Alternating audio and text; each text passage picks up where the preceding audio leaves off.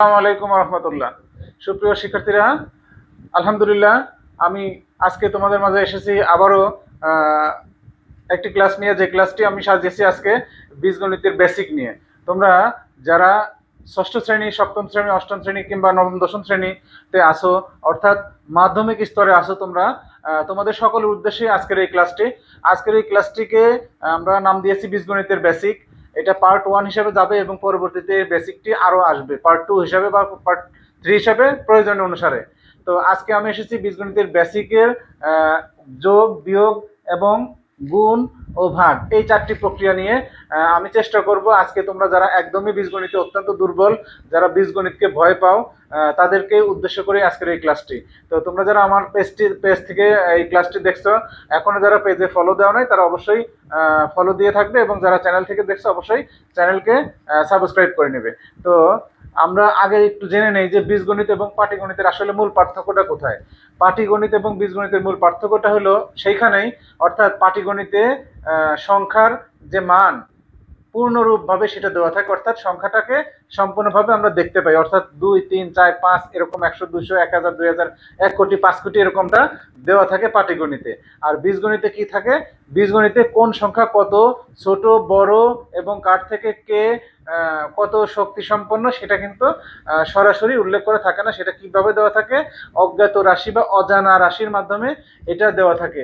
আমাদের মূল সমস্যাটাই তখন এইখানে হয়। আসলে যখন আমরা দেখতে পাই যে আমাদের 500, 600, 5, 3, 6 এর পরিবর্তে এক্স, ওয়াই, জেড, এ, বি, সি ইত্যাদি বিভিন্ন সংখ্যা যখন আসে, তখনই আমাদের ভয় পাওয়াটা শুরু হয়। আসলে ভয় পাওয়ার কিছু নেই। তোমরা যদি বেসিকটা সঠিকভাবে জানো, সেক্ষেত্রে তোমরা যে কোনো ধরনের বীজগণিতিক সমস্যা, সেটা হোক ষষ্ঠ শ্রেণীর, সপ্তম শ্রেণীর বা অষ্টম, নবম, দশম, যেখানেই হোক, তোমরা সহজভাবেই এটা করতে পারবা। তোমরা অনেক সময় দেখতে পাও যে ক্লাসে অনেক শিক্ষার্থী আছে যে কিনা পাটিগণিত পারে না, কিন্তু বীজগণিত অনেক ভালো পারে। এর কারণটা কি? এর মূল কারণটা হলো সেই শিক্ষার্থী বীজগণিতের বেসিকটা ভালোভাবে জানে। আজকের এই ক্লাসটি যদি তুমি শেষ পর্যন্ত দেখতে পারো, তাহলে তোমার সেই সহপাঠী বা তোমার সেই বন্ধুর মতোই তুমি বীজগণিতেও ইনশাল্লাহ ভালো করবে। তো ধারাবাহিকভাবে ভালো করার জন্য অবশ্যই পেজের ভিডিওগুলো সবসময় দেখতে থাকবে। যারা নতুন জয়েন করছে, পেজের অন্যান্য ভিডিও দেওয়া আছে, শর্ট ভিডিও আকারে দেওয়া আছে, সেই শর্ট ভিডিওগুলো তোমরা দেখে নেবে। তো আমরা আমাদের মূল ক্লাসে চলে যাচ্ছি। দেখো, প্রথমেই আমরা যদি যোগে দেখতে চাই, তাহলে 1 নম্বরে আমাদের যোগ শিখবো আমরা প্রথমে। 1 নম্বরে যোগ। এখন দেখো, আমরা পাটিগণিতের যোগটা কিভাবে করি। আগে পাটিগণিতের যখন যোগ করি, তখন দেখো আমরা কিভাবে যোগ করি। লেখা থাকে 2, না, পাটিগণিতের যোগ তো লেখা থাকবে অঙ্কে 2 যোগ 5 যোগ 7, এরকম যদি লেখা থাকে সেক্ষেত্রে আমরা করতে পারবো কিভাবে। 2 এবং মানে 2, 5, 7, তাহলে 2 আর 5 কত হয়? 7, 7 আর 7 কত? 14। এখন এই যোগটা যদি এরকম দেওয়া থাকে ইংরেজিতে, এই যোগটাই যদি এরকম দেওয়া থাকে ইংরেজিতে, অর্থাৎ এইভাবে দেওয়া আছে, এইভাবে দেওয়া থাকলে সেটা কিন্তু বীজগণিতিক রাশির যোগ হয় না। এটা কি হয়? শুধু এখানে সংখ্যাটা বাংলায় লেখা, এটা সংখ্যাগুলো ইংরেজিতে লেখা। এখানেও কিন্তু যোগ করলে আনসার 14ই। তোমরা যারা ক্লাস 3, 4 এর স্টুডেন্টরাও কিন্তু এটা পারবে। 2, 5, 7 ইকুয়াল টু 14, এখানেও ঠিক একইভাবে 14। এখন ক্লাস 3-তে পড়ে একটা ছেলেকে যদি তুমি এইভাবে দাও 2x plus 5x plus 7x, সে কিন্তু আর এই যোগটা শিখায় না দিলে করতে পারবে না। এইটাই হলো আসলে মূল সমস্যা। তাইলে এটা হলো কি? বীজগণিত। এটা কেন বীজগণিত? কারণ এখানে সংখ্যার সাথে অজানা রাশি বা অজ্ঞাত রাশি দেওয়া আছে। এখানে এক্স এর মান কত আমরা কিন্তু জানি না। এই না জানার কারণে আমাদের এই ভয়টা শুরু হয় তখন। এখন আমরা কি জানবো? যে এক্স এর সহগ কত আছে? 2। এখানে এক্স এর সহগ কত আছে? 5। আর সহগ হচ্ছে কোন জিনিস? সহগ, সহগটা কোনটা? সহগ হলো সঙ্গী বা সাথী। অর্থাৎ আমাদের যে অজানা যে রাশি, অর্থাৎ এখানে অজানা রাশি কত? এক্সটাই আমাদের অজানা রাশি, অর্থাৎ এক্স এর সাথে যে থাকবে বা যেই সংখ্যাটি থাকবে সেটাই হলো তার সংখ্যা সহগ। তাহলে শেষের যে এক্সটা ছিল সেই এক্স এর সাথে সহগ কত? 7। মাঝখানে যে এক্সটা আছে সেই এক্স এর সাথে সংখ্যা কত? 5। এবং প্রথমে যে এক্সটি ছিল সেই এক্স এর সাথে সংখ্যা কত? 2। তাহলে আমাদেরকে কি করতে হবে? আমাদেরকে এই 2x 5x এবং 7x, এটা যখন আমরা যোগ করব তখন আমরা কি করব, এই যে অজ্ঞাত যে রাশি অর্থাৎ x x x, এখানে একটা x, দুইটা x, তিনটা x, এইভাবে না। তো এই x গুলোর পরিবর্তে আমরা যে কোনো একটা x কে লিখব, ঠিক আছে?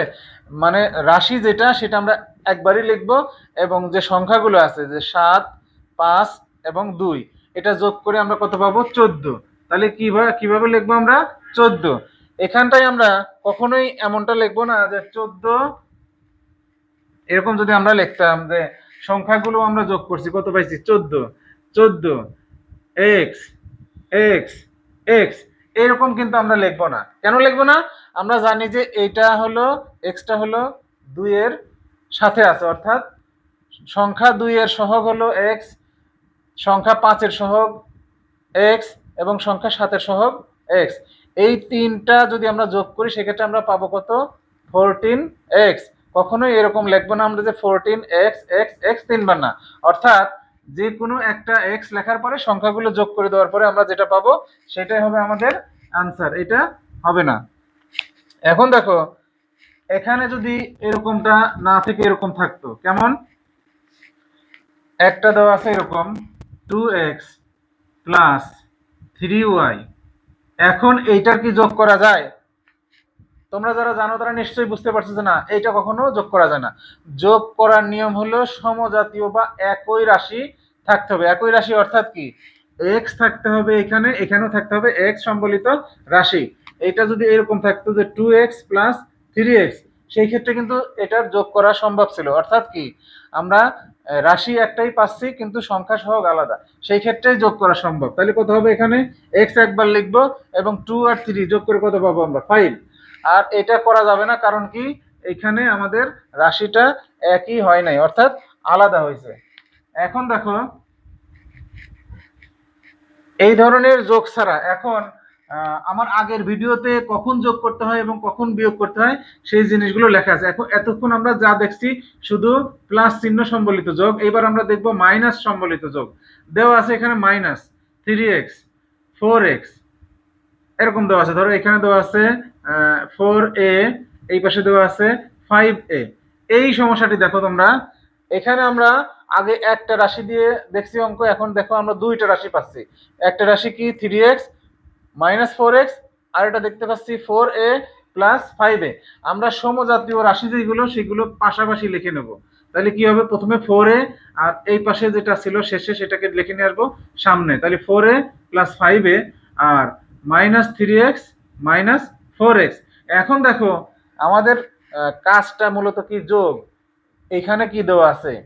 এখানে এই দুইজনের চিহ্ন দেওয়া আছে মাইনাস, এবং এই দুইজনের চিহ্ন দেওয়া আছে কি? একজনেরটা দেখা যাচ্ছে প্লাস, এবং 4 এর কি চিহ্ন সেটা কিন্তু দেখা যাচ্ছে না। এইখানে একটা বেসিক তোমাদেরকে জেনে নিতে হবে। সেটা কেমন? যে কোনো সংখ্যা বা রাশি, যেমন আমরা এখানে 4a, এই যে এইটা আমরা দেখতে পাচ্ছি 4 এর চিহ্ন কোথায় থাকে? চিহ্ন থাকে সবসময় তার বাম পাশে, আর প্লাস চিহ্ন কখনোই প্রথম যে সংখ্যা থাকে সেই সংখ্যার সামনে প্লাস চিহ্নটা দেওয়া থাকে না। যদি 4 এটা যদি মাইনাস থাকতো সেই ক্ষেত্রে কিন্তু মাইনাসটা দেয়া থাকতো, প্লাস থাকার কারণে দেওয়া থাকে না। তাহলে আমরা এটাকে কি ধরে নেব? এখানে একটা কি আছে? একটা প্লাস আছে। তাহলে এখন কখন যোগ করব কখন বিয়োগ করব? এখন দেখো এই দুটো প্লাস থাকার কারণে আমরা কি করব? এই দুটোকে যোগ করে দেবো, অর্থাৎ 4a প্লাস 5a, এটা কত হবে? আগে আমরা এই লিখে দেবো যে কোনো একটা a, আর 4 এবং 5 যদি যোগ করি সেক্ষেত্রে আমরা কত পাবো? 9a। এখন এইটা আমরা কি করব? এই অংশটুকু আমরা কি করব?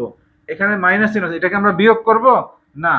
এই যোগ এবং বিয়োগ করার নিয়ম হলো এক জাতীয় চিহ্ন বা একই চিহ্ন, একই চিহ্ন থাকলেই আমাদেরকে যোগ করতে হবে। তাহলে দেখো প্রথমে আমরা দুইটা চিহ্ন কি পাইছিলাম? প্লাস এবং প্লাস, অর্থাৎ এই দুটো একই চিহ্ন, যোগ করছি 9-এ। শেষের দুইটা চিহ্ন কি? এখানে মাইনাস, এখানেও মাইনাস, অর্থাৎ একই চিহ্ন দেওয়া আছে। একই চিহ্ন যখন দেওয়া থাকবে তখনই আমাদেরকে যোগ করতে হবে, সেটা হোক প্লাস অথবা মাইনাস। তাহলে এখন যদি আমরা যোগ করি তাহলে আমরা আগের মতোই কি লিখবো? আমরা রাশি যে কোনো একটা লিখে দেবো।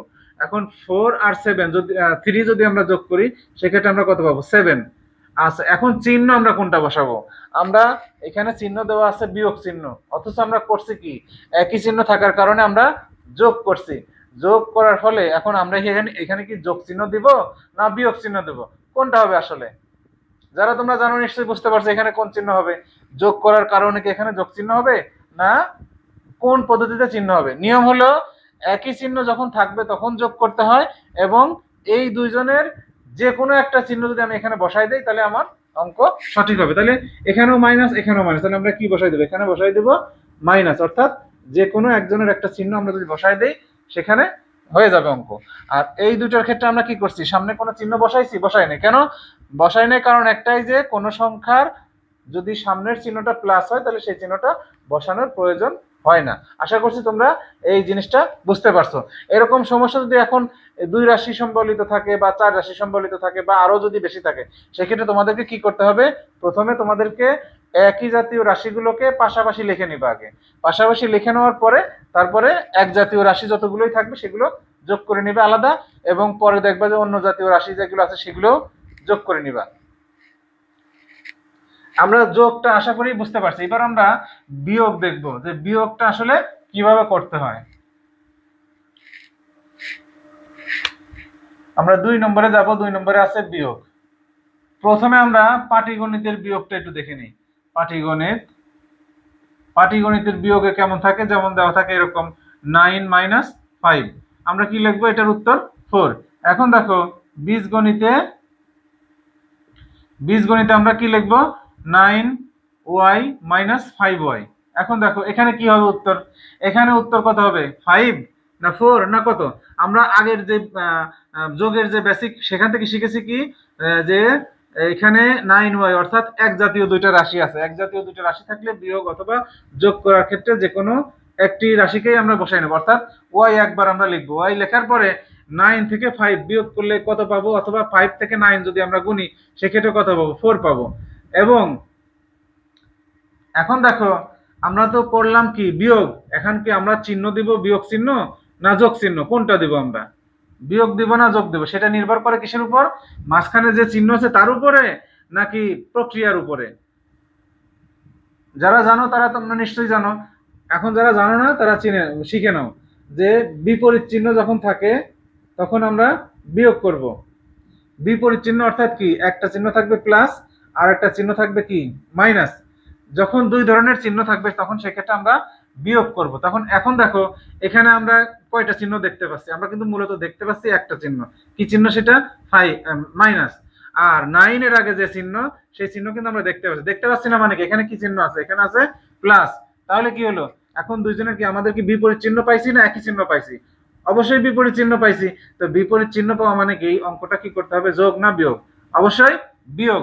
এখন বিয়োগটা আমাদের করা শেষ হলো। এখন দেখতে হবে উত্তরে বা অ্যান্সারে আমরা কোন চিহ্ন লিখবো।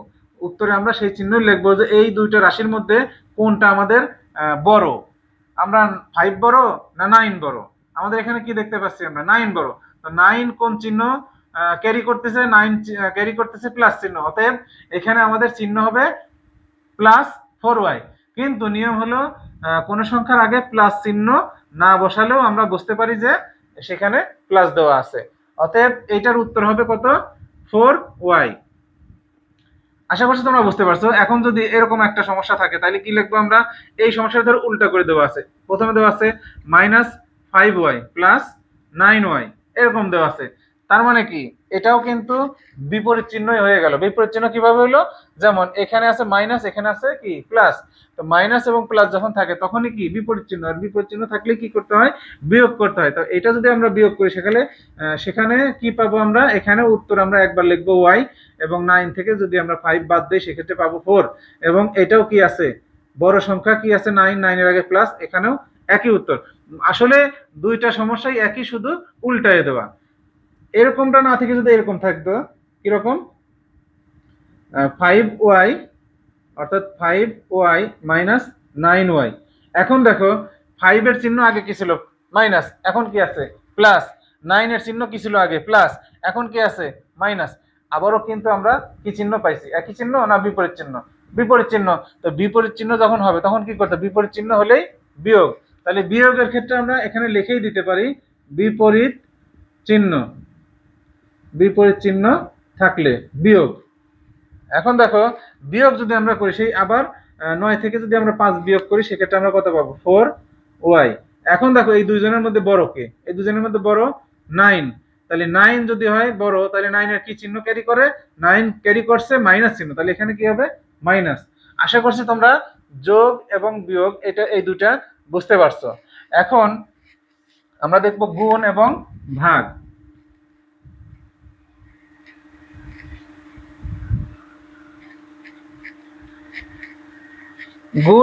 গুণ করার আগে আমরা একটা সূত্র শিখে নেব।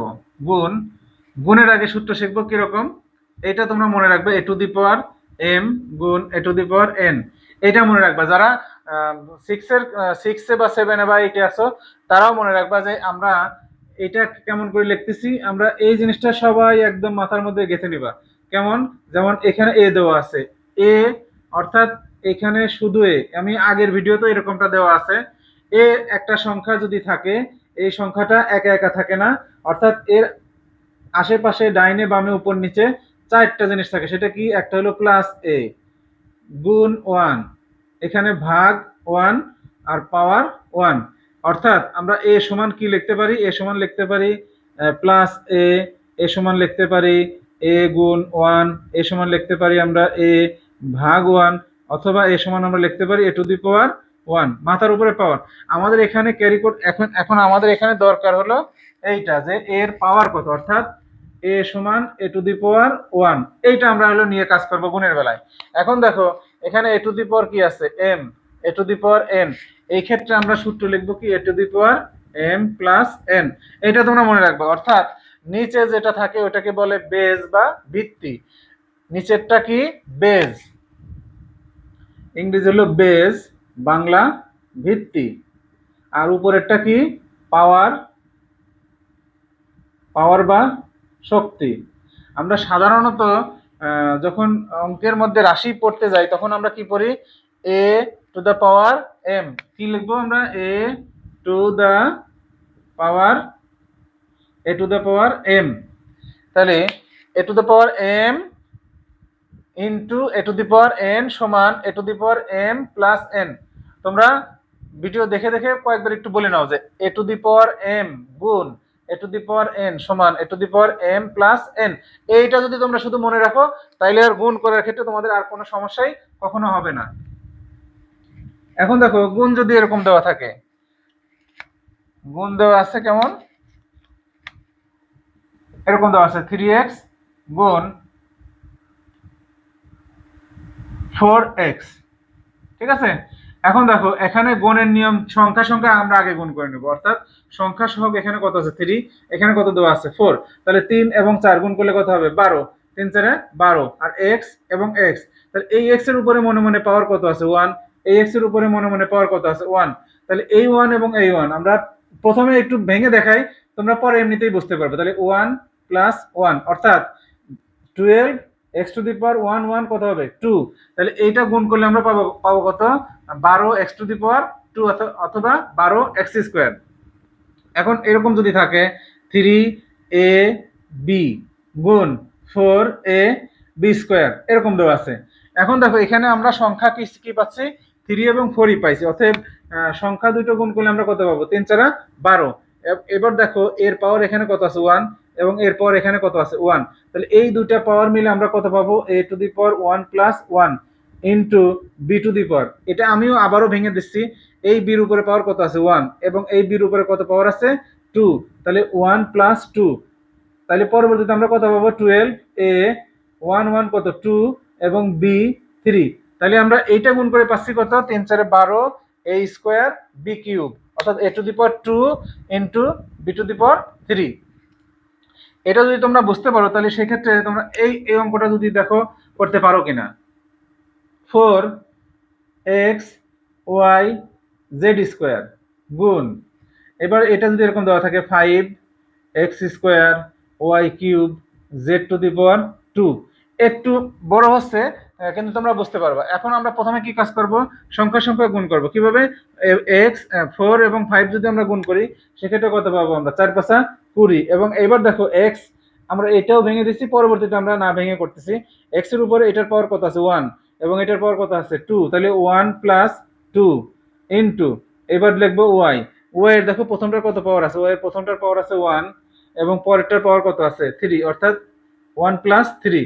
এবং দেখো জেড এর পাওয়ার কত আছে, জেড এর পাওয়ার প্রথমটাই আছে 2 এবং পরেরটাই কত আছে, পরেরটাইও আছে 2। তাহলে এটা সমান আমরা কত লিখবো, 20 এক্স এর উপরে 1 আর 2 যোগ করে কত পাবো 3, এবং ওয়াই এর উপরে কত পাবো 1 আর 3 যোগ করে হবে 4, এবং জেড এর উপরে কত আছে 4 এবং 4 যোগ করে কত পাবো 2 আর 2 যোগ করে কত পাবো 4। তাহলে আমাদের আসল উত্তরটা কত হবে 20x³ y⁴ z⁴। আশা করছি তোমরা এই মোটামুটি এই বিষয়গুলো বুঝতে পারছো। এখন যদি বুঝতে পারো তাহলে এটা তোমরা একটু করে দেখাও কত হয়।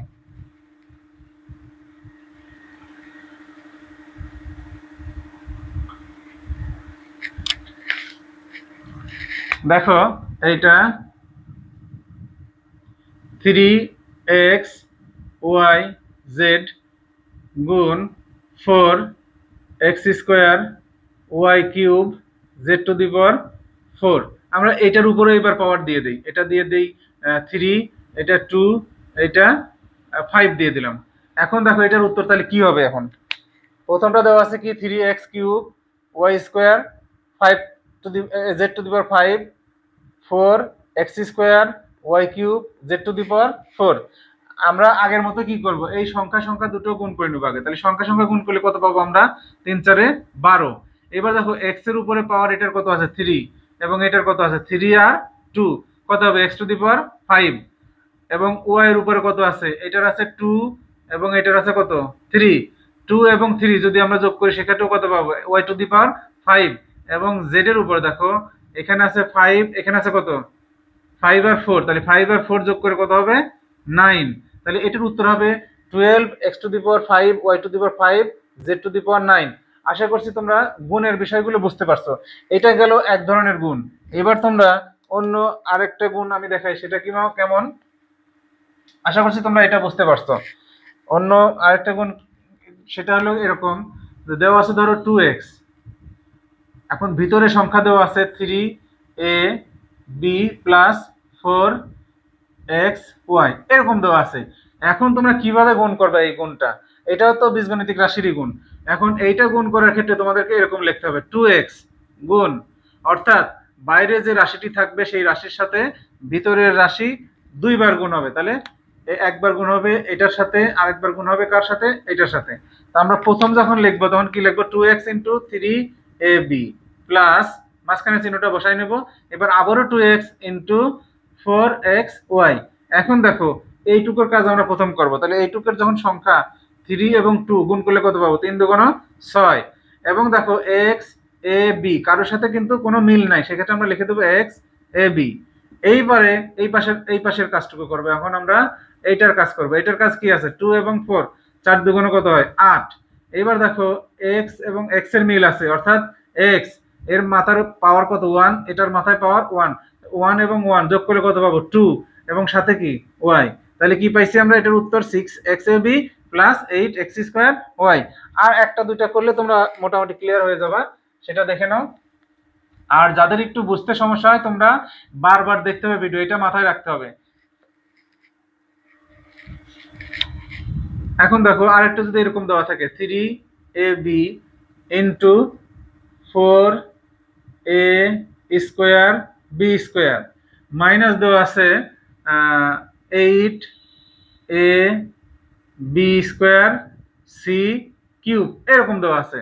এখন কি করবো আমরা, দেখো আগের মতোই কিন্তু সিস্টেম 3ab গুণ 4a² মাইনাস আবারও 3 দিয়ে গুণ করবো 3ab ইন্টু 8ab²c³। এখন দেখো আমরা প্রথমে কি করতে হয়, আমাদের এই অংশটুকুর কাজ যদি আমরা করি সেক্ষেত্রে সংখ্যা সংখ্যা আগে গুণ করে নেব। তাহলে 3 এবং 4 গুণ করলে পারবো আমরা 12। এবার দেখো এ লিখবো আমরা, এ লেখার পরে দেখবো প্রথম রাশিতে বা প্রথমে এর উপরে পাওয়ার কত আছে, প্রথমে এর উপরে পাওয়ার কিছু নাই, অর্থাৎ কত আছে 1। এই 1 এবং এই 2 কত হবে আমাদের 3। এবার লিখবো বি, বি লেখার পরে দেখবো এই বি এর পাওয়ার কত আছে 1 এবং এই বি এর পাওয়ার কত 2, তাহলে 1 এবং 2 মিলে কত হবে, এখানেও হবে 3। এবার দেখো পরের অংশ পরের অংশে 3 এবং 8 এই দুটো যদি আমরা গুণ করি সেক্ষেত্রে কত পাবো? 3 8 24। এখন এ লিখবো, এ লেখার পরে এই এর পাওয়ার কত আছে? 1, এবং এই এর পাওয়ার কত আছে? 1। সেক্ষেত্রে 1 আর 1 মিলে কত হবে? 2। এবার লিখবো বি, এখানে বির পাওয়ার কত আছে? 1, এই বির পাওয়ার কত আছে? 2। 1 এবং 2 মিলে কত হবে? 3। এইবার লিখবো সি, দেখো এখানে কোনো সি নাই, এখানে সি কিউব আছে, তাইলে এখানে কোনো কাজই নাই সি এর, অর্থাৎ সি কিউবই শুধু বসাতে হবে। তো আশা করছি তোমরা গুণের যে বিষয়গুলো আমি লিখছি, গুণের বিষয়গুলো তোমরা ক্লিয়ার মতো বুঝতে পারছো। যদি কখনো বুঝতে সমস্যা হয় সেক্ষেত্রে তোমরা একটু কমেন্টসে যাও, কমেন্টসে জানাবা, সেক্ষেত্রে আমি তোমাদেরকে এটা পুনরায় আবার রিপিট করে বুঝাই দেবো। তো এই পর্যন্ত যারা ভিডিও দেখছো, এখন পর্যন্ত এই অংশটুকু যাদের ভালো লাগছে অবশ্যই তোমরা এই পেজটিতে ফলো দিবে, এবং যারা চ্যানেল থেকে দেখছো অবশ্যই কি করতে হবে? চ্যানেলটিকে সাবস্ক্রাইব করতে হবে এবং বেশি বেশি শেয়ার করবে, যাতে তোমার আরো যারা বন্ধু আছে তাদের কাছে এই ভিডিওগুলো ছড়িয়ে যায়। তো আমরা এবার চলে যাচ্ছি ভাগ প্রক্রিয়া। দেখো ভাগের কি আছে,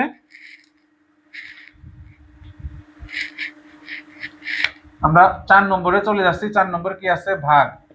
ভাগ অর্থাৎ কি? আমরা কিন্তু এই দুইটা আমাদের মিল আছে, অর্থাৎ যোগ এবং গুণ, ভাগ এবং বিয়োগ। আমরা কি করি? যোগ এবং গুণ যখন করব আমরা তখন কি হয়? সংখ্যা বা রাশির মান বৃদ্ধি পায়, এবং বিয়োগ এবং ভাগ করলে কি হয়? সংখ্যা এবং রাশির মান হ্রাস পায় বা কমে যায়। দেখো দুটো চিহ্নেরও কিন্তু মিল আছে। যোগের সাথে কিসের মিল আছে? যোগের সাথে মিল আছে গুণের, এবং বিয়োগের সাথে মিল আছে কি? ভাগের।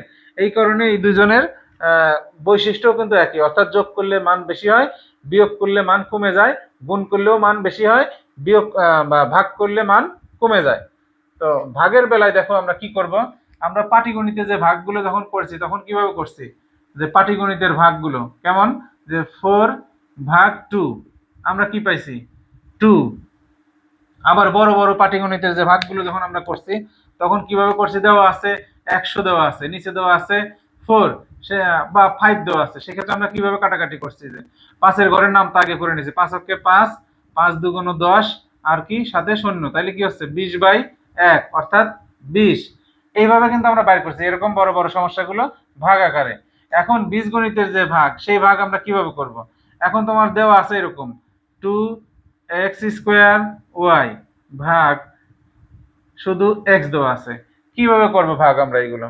এই ভাগ করার ক্ষেত্রে আমরা সরাসরি যে পদ্ধতিটা আছে সেটা আগে অ্যাপ্লাই করে নিই, তারপরে তোমাদেরকে ওই ভাগের যে পুরাতন বা যে মূল প্রক্রিয়া সেটা দেখাচ্ছি। এখন দেখো এইখানে x আছে, ভাগের ক্ষেত্রেও কিন্তু একটা সূত্র এরকম আছে, কিরকম? a⁴m ভাগ a⁴n সমান কত? a⁴m-n। এটা হলো একটা শর্ত, কি যখন m এর মান n থেকে বড় হয় তখন এইটা। এই সূত্রই আবার এরকম লেখা যায়, কিরকম?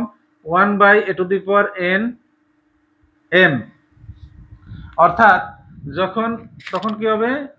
n গ্রেটার দেন m, অর্থাৎ m এর মানটা তখন বড় হবে, n এর মানটা তখন m এর চেয়ে বড় হবে। এখন কখন কোনটা হবে সেটা আমি দেখাচ্ছি একটু পরে, তুমি বুঝতে পারবা।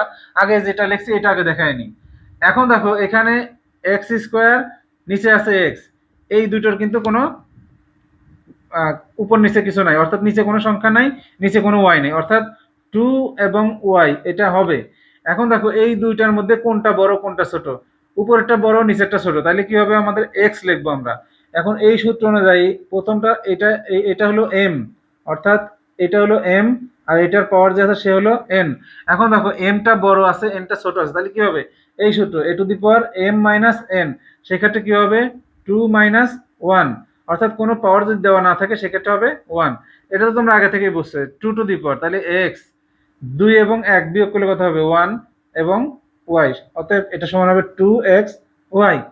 আমার মনে হয় একটু কঠিন লাগতেছে, অর্থাৎ বড় রাশি আমি প্রথম তুলে ফেলছি, সেক্ষেত্রে ছোট রাশি দিয়ে তোমাদের আগে দেখাই নিচ্ছি। ছোট রাশি এই দেখো, এখন তোমরা আশা করি বুঝতে পারবে। দেওয়া আছে x⁵, নিচে দেওয়া আছে x⁵। এখন মনে হয় তোমরা বুঝতে পারবে। দেখো এখন এই সূত্রটা যদি বসাই আমরা, a⁻m ভাগ a⁻n, অর্থাৎ কি a⁻m-n। এখন দেখো এখানে m সমান কত?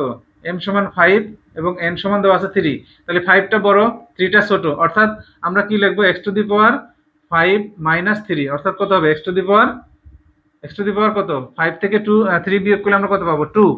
এই মানটাই যদি এরকম উল্টা করে লেখা থাকতো কিভাবে, এরকম যদি থাকতো যে x টু দি পাওয়ার 3 উপরে আছে, x টু দি পাওয়ার 5 নিচে আছে, সেই ক্ষেত্রে আমরা কি করতাম, নিচের যে সূত্র আমরা সেটা অ্যাপ্লাই করতাম, অর্থাৎ কি আমাদের নিচের মানটা তখন বড় হয়ে গেছে, অর্থাৎ এখানে n সমান 5 এবং m সমান 3, অর্থাৎ নিচের যে মান সেটা হলো বড়, তখন আমরা কি করতাম 1 by x to the power m minus 3 অর্থাৎ 1 বাই x স্কোয়ার। আশা করছি তোমরা সূত্রের সাহায্যে এই যে ভাগ যে প্রক্রিয়া এটা বুঝতে পারছো। তো এরকম আরো কিছু কাজ করি তাহলে আরো তোমরা ক্লিয়ার হয়ে যাবে।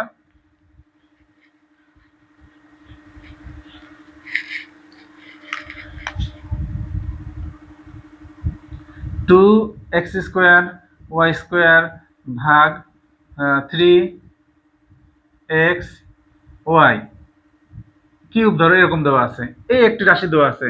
এখন এই ভাগ আর এতক্ষণ যে লিখছি তাহলে এটা সমান আমরা এরকম লিখতে পারি 2x² y² বাই 3xy³ এখন দেখো এই সংখ্যা সংখ্যায় কিন্তু কোনো মিল নাই, অর্থাৎ এটা জোড় সংখ্যা এটা বিজোড় সংখ্যা, জোড় সংখ্যা বিজোড় সংখ্যা কাটাকাটি যাচ্ছে না, তাহলে কি আমরা লিখবো 2 আর 3 এটা যেমন আছে তেমনই লিখবো। এখন দেখো প্রথম যে সহগ x², নিচের সহগ আছে কত x, অর্থাৎ এটা হলো প্রথম সূত্রের মতো আছে, মানে ভাগ প্রক্রিয়ার প্রথম যে শর্ত সেই শর্ত অনুযায়ী আছে, অর্থাৎ উপরের মানটি বড় এবং নিচের মানটি ছোট। তাহলে আমাদের এখানে উপরের মানটি আছে বড়, নিচের মান কত x এর পাওয়ার কত 1, সেই ক্ষেত্রে কি লিখবো আমরা x টা উপরেই লিখবো এবং কি লিখবো 2 মাইনাস 1। এবার y এর বেলায় দেখো y নিচে যেটা আছে সেইটাই বড় আছে, তাহলে সেটার ক্ষেত্রে নিচের সূত্র তাহলে কি হবে 3 মাইনাস 2, অর্থাৎ এখন আমরা কি পাবো 2 বাই 3, উপরে কি হবে x2 থেকে 1 বিয়োগ করলে কত পাবো 1, সেটা আমরা লিখেই দেই। আবার এখানে কত লিখবো y টু দি পাওয়ার 3 থেকে 2 যদি বিয়োগ করি সেখানেও কত পাবো আমরা 1 পাবো। পরবর্তী লাইনে আমরা সুন্দর করে লিখি যে 2x প্লাস 3y। আমরা যেহেতু জানি যে কোনো সংখ্যা বা রাশির উপরে যদি পাওয়ার 1 হয় সেক্ষেত্রে সেই 1টা না লিখলেও আমরা বুঝতে পারি যে 1 আছে।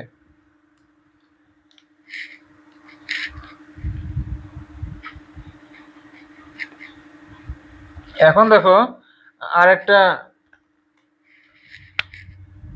সমস্যা দিয়ে আজকের এই ক্লাস শেষ করার দিকে যাচ্ছি আমরা।